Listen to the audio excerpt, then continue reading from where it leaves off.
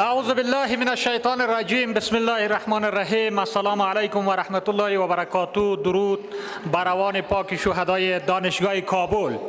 جناب رئیس، از صبح تا به حال میگیم که راه حل چیست و همه میدانیم که قانون اساسی کشور کی نقض کرده، صلاحیت های وزرای سکتور امنیتی را کی غصب کرده.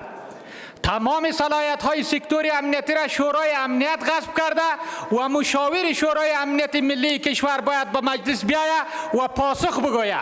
شرم آور بود که اونا میرند جایی که عزیزای ما شهید شده شمع روشن میکنن با عنوان یک آدمی که گرداننده اصلی نظام افغانستان خود میدانه و میگه که من سکتور امنیتی را هدایت و رهبری میکنم. خیلی شرم آور بود.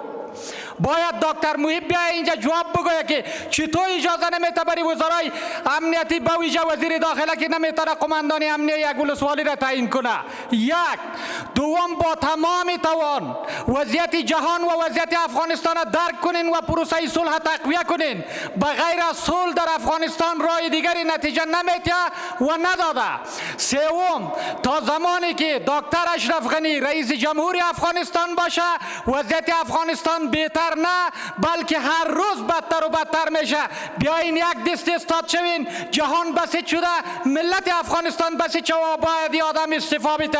تا زمانی که استعفا نده اقتصاد افغانستان از بین رفت، امنیت افغانستان از بین رفت، وحدت و یک پارچگی ملت افغانستان از بین رفت. دیگه این آدم چی به درد میخوره؟